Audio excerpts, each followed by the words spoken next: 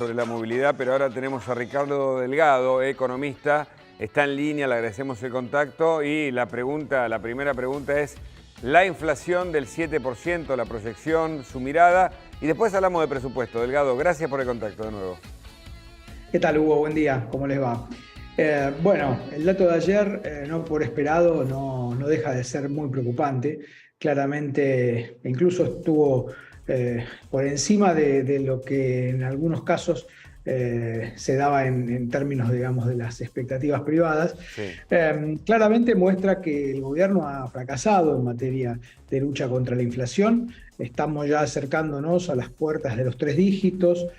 Para no tener 100% de inflación en el año, la inflación no va a tener que superar el 6% de acá, en promedio, de acá a diciembre, con lo cual es un desafío importante para el gobierno. Ahora, ¿no hay una política entonces, un programa antiinflacionario? Porque ya ahora, después de este dato, ayer, como la noticia vuela y las malas noticias mucho más, ya se empieza a cuestionar la gestión de Massa, que dicen, pero fue a Estados Unidos solo a pedir más plata, no a solucionar o a generar inversiones, y la ecuación del programa de Massa tampoco marca un camino de mejora, ¿o sí, Delgado? Bueno, a ver, en la economía y en la vida en general la magia no existe, la magia es fantasía. Claro. O sea, pensar que los problemas económicos se pueden resolver de la noche a la mañana y la inflación, vaya si es un problema central, bueno, justamente es fantasía, ¿no? Entonces, me parece que lo que ha planteado, digamos, la agenda de Massa es una agenda que implica un viraje muy significativo respecto de lo que el gobierno venía haciendo. Es una agenda de ajuste, una agenda de contención de gasto. Cuando uno mira los números fiscales en términos reales, descontada la inflación, la caída del gasto en relación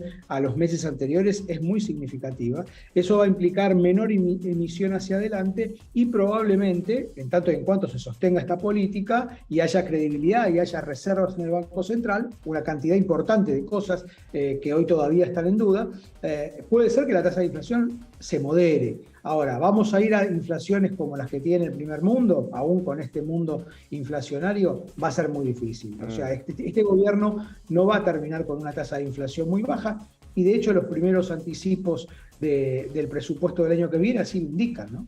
Está bien, no hay que descuidar el ajuste, ¿no? Que para muchos era más que necesario en términos de una emisión récord y de todo lo que significa un Estado que, bueno, solo ha acumulado gente, pero que, bueno, despilfarra el dinero en cada uno de sus sectores. Lo vimos, por ejemplo, en el caso del atentado a Cristina Fernández, no es capaz de cuidar a la institución y a la vicepresidenta en particular. Y en ese sentido, solo con ajuste o con equilibrio fiscal, pero sin inversiones, ¿la Argentina puede cambiar el modelo económico? No, la Argentina necesita las dos cosas. La Argentina necesita justamente generar condiciones para que haya inversiones. Una buena parte de esa inversión, digamos, va a venir del extranjero a los sectores estratégicos, dinámicos. Parte de la gira de Massa estuvo focalizada en generar más inversión en el sector de gas y petróleo, que es un sector clave para muchas razones en la Argentina, no solamente para exportar más, sino para depender menos del gas importado, que fue una de las causas importantes por las cuales hubo este año las importaciones y las reservas del Banco Central estuvieron muy afectadas. Pero todo eso lleva tiempo, todo eso lleva tiempo. El ajuste al principio es muy amargo, claramente va a haber sectores y seguramente va a haber protestas y va a haber fricciones y va a haber discusiones, pero me parece que el punto, más allá de a nadie le gusta el ajuste, el punto es que llegamos los argentinos a la situación que ya no queremos tantos pesos en nuestros bolsillos. Y si no hay tantos pesos en nuestros bolsillos, lo que quiere decir es que el Estado tiene que emitir menos, y para emitir menos tiene que adecuar el gasto a lo que va recaudando. Y eso es básicamente lo que, creo yo, está planteando Massa. Ahora, de vuelta, es muy importante cómo implemente, es muy importante si hay vocación política y decisión política de sostenerlo y si hay apoyo en particular en la coalición de gobierno. Después le quiero preguntar por el presupuesto, pero antes mi compañera Belén tiene, por favor, una pregunta, si está amable. Ricardo, buen día. Bueno, quería consultar tu opinión respecto a dos puntas que no tienen mucho que ver, pero sí podrían incidir en la inflación, quizás ya pensando un poco más en el 2023. Por un lado, previaje, que de algunos sectores dicen que no ha sido positivo en términos de inflación porque hemos visto a lo largo del año cómo el rubro de turismo, gastronomía y hoteles ha incidido de forma negativa en la evolución de precios. Y por otro lado, este acuerdo de intercambio de información que firmó Sergio Massa, que bueno, lo que se plantea es que hay 100.000 millones de dólares en el exterior y que eso podría generar un ingreso a partir de, si el intercambio prospera a partir de enero del año próximo, que podría generar en torno a los 2.000 millones de dólares de ingresos para el Estado a través de recaudación y bienes personales. ¿Qué te parece? Bueno, en relación al tema previaje, me parece que fue una medida que en la emergencia sirvió. Esto obviamente hay que tener en claro que esto fue financiado con emisión del Banco Central. Estamos discutiendo que tenemos hoy niveles inflacionarios muy altos, básicamente, o entre otras tantas causas centrales, justamente por la emisión, ¿no? Entonces me parece que hacia adelante, dada la normalización de la economía, es un esquema que debería ir, digamos, perdiéndose en el tiempo en términos de estímulo o por lo menos conseguir un financiamiento más genuino que no sea la emisión.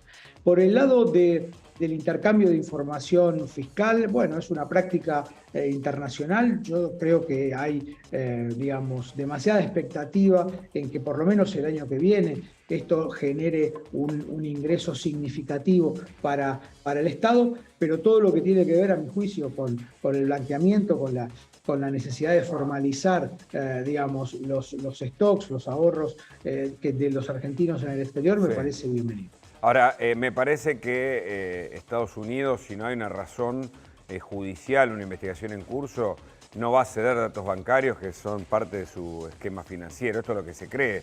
No lo hace incluso con el Reino Unido, con quien tiene convenio de cooperación. Me parece que hay que distinguir lo posible de lo que puede finalmente ocurrir realmente, ¿no, Delgado?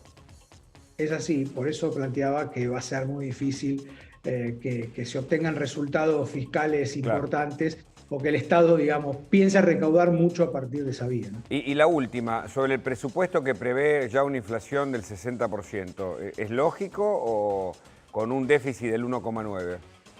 Bueno, el déficit de 1,9, primero tenemos que conocer los detalles, ¿no? Sí. Los trascendidos hablan de este déficit de 1,9, que es el déficit comprometido en el acuerdo con el fondo. Un dato central es que el gobierno se compromete a cumplir con el fondo nuevamente, durante este año ya lo hizo, o lo viene haciendo, y va a ser difícil, digamos, cumplir las metas que siguen, pero digamos, está en esa dirección, y la señal para el año que viene es que va a cumplir. Yo creo que es una buena señal.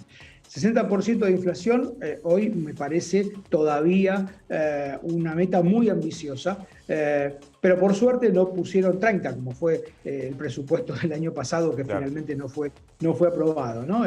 Pensemos que para este año la inflación el gobierno la proyectó el año pasado en 33%, si mal no recuerdo. Y gestión Guzmán, lo recordamos, sí, gestión Guzmán. Sí, gestión Guzmán. Digo, a ver, mentir con el presupuesto ha sido una constante en todos los gobiernos, pero me parece que en este contexto, en donde hay que ganar credibilidad, lo mejor es tener los números lo más honestos y cercanos a la realidad posible. Bueno, ha sido incluso en ese sentido un progreso tener un INDEC serio, no como el anterior que modificaba los datos, ¿no? Me parece que ahí arrancamos, porque si no tenemos un muy mal diagnóstico. Todavía le falta credibilidad a los políticos que cuentan una historia que no es la real, pero bueno, no obstante, los datos por lo menos están reflejando eso y es hora de que el presupuesto también lo haga, ¿no? Desde la normalización del INDEC en el 2016, con Jorge Todesca primero y ahora con Marco Lavagna, es un organismo que ha vuelto a ganar reputación internacional y es importante creerle a los números del INDEC. Más allá de que hay mucha discusión acerca de si el índice de precios del 7% representa la inflación real, es un promedio y nadie está discutiendo en la profesión y en el mundo académico ese número. Excelente. Delgado, muchas gracias, interesantísimo. Muchísimas gracias, que anden bien, buenos días. Hasta luego. Bueno, seguimos con la información que Laura